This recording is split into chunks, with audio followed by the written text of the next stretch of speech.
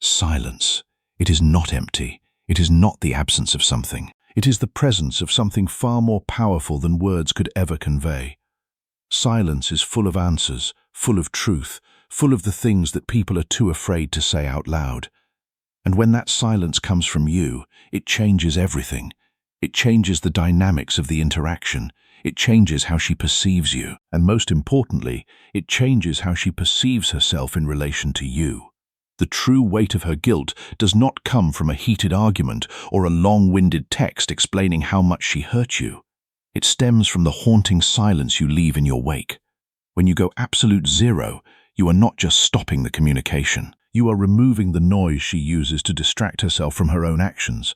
Most people think they need to have the last word to win, but the most devastating move is actually providing no words at all. By denying her the "we need to talk" conversation or the neatly packaged emotional closure she expects, you leave her with a massive, uncomfortable void that she cannot fill. The philosopher Søren Kierkegaard, whose work often touched on the nature of human choice and commitment, observed that anxiety is the dizziness of freedom. When a woman stands at the precipice of facing her own guilt, she experiences that dizziness. She is free to choose how she responds, but the weight of that freedom is terrifying. And so she seeks distraction, she seeks noise, she seeks anything that will fill the void and keep her from looking inward. In a typical breakup, your anger or your pleading acts as a shield for her. If you are yelling, she can focus on your aggression.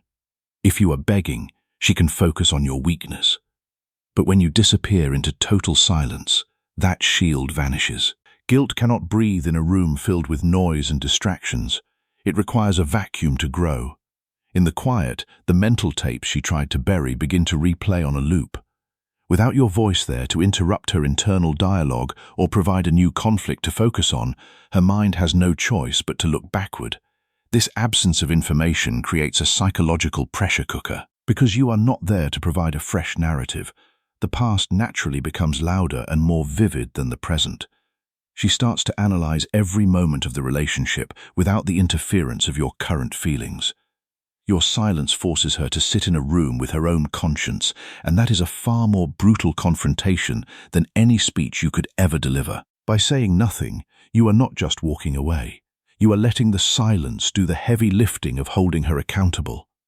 The philosopher Albert Camus, who wrote extensively about the human condition, stated that the only way to deal with an unfree world is to become so absolutely free that one's very existence is an act of rebellion. When you choose silence, you are rebelling against the expectation that you must explain, defend, or justify your pain. You are choosing freedom. The initial instinct to stay silent often feels like a defeat. It feels as though by not defending your name or highlighting her mistakes, you are handing her a win and letting her walk away with a clean conscience. However, this is a fundamental misunderstanding of power. Real, sustainable power does not need to shout to be felt. It resides in restraint. Choosing silence is not an absence of action. It is a deliberate act of extreme emotional discipline. It is the refusal to give away any more of your energy to someone who no longer protects it. When you stop chasing, stop explaining your pain, and stop trying to make her see your side, you strip away every distraction she has. You leave her alone in a room with the one person she has been trying to avoid, herself. By removing your voice from the equation, you force her to confront the reality of who you actually were versus the villain she may have tried to make you out to be. In the quiet, she begins to recall the moments of patience you gave for free, the times you stayed calm when she was chaotic, and the repeated forgiveness you offered when it would have been easier to walk away. The philosopher William James, often called the father of American psychology, wrote that attention is the taking possession by the mind, in clear and vivid form, of one out of what seems several simultaneously possible objects or trains of thought. When you withdraw your voice, you force her attention inward toward the one object she has been avoiding, her own behavior. During the relationship, she treated these things as if they were a permanent, unlimited resource. She viewed your loyalty as a lifetime guarantee that would always be there regardless of how she acted. She thought she had a subscription to your emotional support that would never expire. Now that you have vanished, that sense of security is shattered. The memories of your kindness, which used to provide her with a sense of comfort and safety, have suddenly shifted their tone. Because you are no longer there to provide that warmth on demand, those same memories begin to feel like accusations. Every time she remembers how good you were to her, it highlights how poorly she handled that gift. Your absence transforms your past grace into her current regret. She is forced to realize that the person she took for granted was not weak for staying. They were strong for choosing to leave and stay gone. The philosopher Martin Buber, known for his work on the philosophy of dialogue, distinguished between I-it relationships, where we treat others as objects, and I-thou relationships, where we truly encounter another person. When you were present, she treated you as an object, a source of comfort and validation. Now that you are gone, she is forced to encounter the memory of you as a person she failed to honor. Regret is rarely a sudden explosion. It is a slow-motion car crash that unfolds over weeks and months. It begins as a quiet whisper in the back of her mind, a stray thought at 2 in the morning when the world is silent, or a specific song that catches her off guard in the middle of a grocery store. In the beginning, she will fight these feelings with logic. She will try to rationalize her choices by telling herself she was right to leave, or by focusing on your flaws to convince herself you were not enough. This is her ego's way of protecting her from the discomfort of her own decisions. She builds a wall of excuses to keep the guilt at bay, believing that if she can justify her actions enough, the heavy feeling in her chest will disappear. But guilt is far more patient than her ego. It does not need to win the argument today. It simply waits for the distractions of her life to fade away. As the initial high of the breakup or the novelty of being single wears off, the silence you have left behind begins to do its work.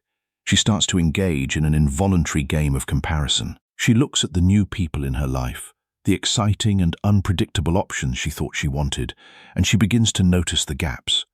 She starts comparing your steady consistency to their sudden disappearance and your emotional safety to their lack of depth. The very thing she once found boring or guaranteed suddenly looks like the rarest treasure she has ever encountered. Eventually, the narrative she constructed to make herself the hero of the story begins to crack. It is impossible to maintain a lie when there is no new conflict from you to fuel it, because you are not there to provide fresh reasons for her to be angry or defensive. She is left with nothing but the raw truth of how you actually treated her. The truth has a way of resurfacing the moment there is no more noise to drown it out. She realizes that while she was chasing something better, she walked away from something that was actually solid. The slow burn of regret is not about one big mistake. It is the realization that she traded a diamond for a handful of shiny rocks, and now the person who held that diamond is nowhere to be found. The philosopher Hannah Arendt, who wrote extensively about the nature of evil and human responsibility, observed that the sad truth is that most evil is done by people who never make up their minds to be good or evil. When she drifted through the relationship, never fully committing, never fully appreciating, she was not making a conscious choice to hurt you. She was simply failing to make a choice at all. And now, in your silence, she is forced to reckon with the consequences of that inaction. There is a deep irony in the way people handle breakups. Usually, the more you try to chase someone or explain your pain, the more you are actually helping them feel better about themselves. If you are still calling, texting, or begging for another chance, you are acting as her emotional shield. By staying in the picture, you give her something to react to, something to call desperate or annoying, which allows her to focus on your behavior instead of her own. Your presence absorbs the blow of her bad decisions because it keeps the dynamic active. As long as you are there trying to prove your worth, she does not have to face the fact that she threw it away. You are essentially providing her with an emotional safety net that prevents her from ever hitting the hard ground of reality. The moment you remove yourself entirely, that shield vanishes and she is left completely exposed to her own conscience. Without your voice there to argue against or your messages to ignore, the weight of her choices has nowhere to go but inward. This is when the psychological tide turns. Instead of seeing you as the person who will not leave her alone, she starts seeing the version of you she actually hurt. She begins to vividly recall the look of disappointment on your face when she dismissed your feelings, or the countless times you swallowed your pride just to keep the peace between you. In your absence, these moments lose their guaranteed status and transform into something far more heavy. When you are no longer there to offer forgiveness or absorb her mistakes, those memories transition from simple past events into unpaid emotional debts. She realizes that you were carrying the relationship on your back, and now that you have dropped the weight and walked away, she is the one left standing in the wreckage. Your silence forces her to audit her own behavior without any interference from you. She is no longer fighting with you. She is fighting with the memory of how well you treated her and how poorly she responded to it. By choosing to go silent, you stop being her protector and start being the person whose absence highlights her greatest failure. Silence is the most definitive way to say, "I am done," without uttering a single word. It acts as a firm boundary that declares you are no longer willing to carry the burden of her mistakes or provide a landing pad for her poor choices. When you stop engaging, the reality of the situation finally begins to crush her because the power dynamic has shifted. She is forced to confront a devastating truth. You did not walk away because your love faded or because you stopped caring. You walked away because you finally reached a level of self-respect where you cared about yourself more than you cared about being mistreated. This shift in your energy from being her constant supporter to being your own priority is what makes your absence feel so heavy and permanent. The philosopher Simone Weil, who wrote deeply about attention and grace, observed that attention is the rarest and purest form of generosity. When you withdrew your attention, you withdrew a form of generosity that she had taken for granted, and now she is feeling the weight of that loss. As the silence stretches on, she begins to realize that the loss is much deeper than just losing a partner. She realizes she lost the specific way you made her feel, the safety, the validation, and the unwavering support that she once took for granted. Because you were always there, she operated under the false assumption that your presence was a permanent fixture in her life, like a safety net she never had to worry about breaking. This arrogance led her to stop protecting the relationship. She assumed there would always be another chance, another apology, or another day to make it right. Now that the access has been revoked, she has to sit with the reality that she did not just lose you. She discarded a rare kind of loyalty that is not easily replaced. In this stage, her mind becomes a courtroom where she is forced to play every role: the prosecutor, the judge, and the jury. Without you there to defend yourself or argue your case, she is left to cross-examine her own behavior. She replays the moments she was cold, the times she was selfish, and the instances where she chose her own ego over your connection. Because there is no external noise to distract her, the internal trial always reaches the same undeniable verdict. She had something extraordinary, and she let it slip through her fingers because she thought she had forever to appreciate it. Your silence is the sentence she has to serve, and it serves as a constant reminder that once you realize your own worth, you do not stick around to be undervalued twice. The final stage of her guilt arrives when she realizes that while she is mentally trapped in the past, you have already started building a future. This creates a haunting contrast. She is stuck in old mistakes while you are moving toward new horizons. If she sees you from a distance or hears about your life, she will notice something deeply unsettling. You did not collapse under the weight of the breakup. You did not lash out. You did not go on a mission for revenge. And you did not post desperate pleas for attention. Instead, you did the one thing she never expected. You simply evolved. There is nothing more damaging to her ego than seeing you thrive without needing a single word of apology or validation from her. It proves that your happiness was never dependent on her approval, which makes her realize how much power she has truly lost. This evolution turns you into a ghost of the person she used to know, replaced by a version of you that no longer has a space for her. By choosing to grow in silence, you send a message that is far more powerful than any angry phone call or emotional text. That message is clear. I know my value, and I am no longer interested in begging you to see it. This level of self-assurance is intimidating because it shows her that you have reached a place of peace that she cannot touch or disrupt. Your silence becomes a mirror that reflects her own lack of growth. While she is still dealing with the mess she made, you have already cleaned your hands and moved on. The philosopher Friedrich Nietzsche, who wrote extensively about power and human nature, observed that the snake which cannot cast its skin has to die. You have shed your old skin, the version of yourself that was willing to tolerate her mistreatment, and you have grown a new one. She, on the other hand, is still wearing the same old skin, still dealing with the same old patterns, still trapped in the same old cycle. Ultimately, your success becomes the loudest statement you can make. When a person hurts you, they often expect you to stay small, to hurt publicly, or to wait around for them to fix what they broke. When you refuse to do any of those things, you break the hold they had over you. Her guilt intensifies because she realizes she did not just break your heart. She lost access to the person you were becoming. She is left wondering how someone she underestimated could be so strong while you are too busy living your life to care about the answer. Your evolution is the final proof that her presence was a choice you made, not a necessity you required. You do not have to lift a finger to punish her because life is already doing the work through her own reflection. True guilt only reaches its peak when it collides with finality. The moment she realizes the door is not just closed, it is locked from the inside. Up until now, she may have lived with the subconscious hope that she could always find her way back to you, but your persistent silence eventually kills that illusion.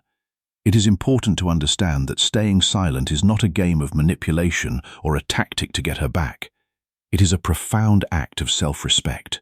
You are not trying to win a breakup. You are simply refusing to participate in a dynamic that no longer serves your well-being. By staying silent, you are declaring that your peace is no longer up for negotiation. The philosopher Epictetus, one of the great Stoic teachers, wrote that no man is free who is not master of himself. When you master your impulse to speak, to defend, to explain, you become free. You are no longer controlled by the need for her understanding or validation. You are free because you have chosen to be. If there comes a day when she finally reaches out, it will not be because she suddenly forgot what happened or because the air has cleared. It will be because her guilt has finally matured into clarity. She will have had enough time in the void you left to see the full picture of what she did and what she lost. However, the most powerful part of this journey is that by the time she reaches that realization, it will not even matter to you. Your healing was not dependent on her understanding her mistakes. You did not stay quiet to make her feel bad. You stayed quiet to stop sacrificing your mental health for someone who could only see your value once you became a memory. The final lesson is one of complete detachment. You eventually reach a point where you no longer need her to apologize or even to feel the guilt you have allowed to grow. The goal was never to change her mind. It was to change your own life. You realize that the version of you she is finally starting to regret is a version that no longer exists in her world. You have moved from being an option she can return to a lesson she has to live with. The philosopher Seneca, another great Stoic, observed that silence is a lesson learned from the many sufferings of life. You have suffered, and you have learned. And the silence you now hold is not a punishment for her, but a testament to your own growth. Your silence is the final period at the end of a long sentence, proving that the most powerful thing you can do for yourself is to walk away and never look back to see if they are following. The philosopher Marcus Aurelius, the Roman emperor and Stoic, wrote that the soul becomes dyed with the color of its thoughts. When you fill your thoughts with self-respect, with growth, with the quiet determination to build a life that does not depend on her approval, your soul reflects that color, and others will see it. They will sense that you are someone who cannot be easily shaken. That is the true power of silence. It is not about making her suffer. It is about making yourself whole. The weight of her guilt is not your burden to carry. It is hers alone, and the only way she will ever truly feel it is if you are no longer there to absorb it. When you go silent, you are not abandoning the situation. You are stepping out of the way so that reality can finally catch up with her.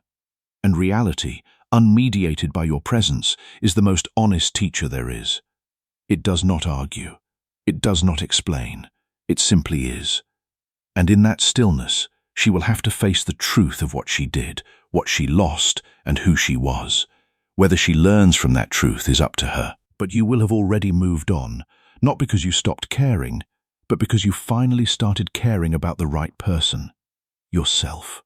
The philosopher Zeno of Citium, the founder of Stoicism, taught that the goal of life is to live in agreement with nature, and it is human nature to seek connection, to protect oneself from pain, and to grow from suffering. When you choose silence, you are living in agreement with nature. You are acknowledging that the connection is over. You are protecting yourself from further pain, and you are making space for growth. The silence is not an ending. It is a beginning. It is the first step on a new path, a path that leads away from her and toward yourself. And that path, though it may be lonely at first, is the path to freedom. It is the path to peace. It is the path to the person you were always meant to become. So embrace the silence. Do not fear it. Do not fill it with desperate words or angry accusations. Let it be what it is, a space between who you were and who you are becoming. And trust that in that space, something new will grow, something stronger, something wiser, something that does not need her approval to exist. That is the gift of silence. That is the gift you give yourself when you finally stop speaking and start listening to the only voice that truly matters, your own.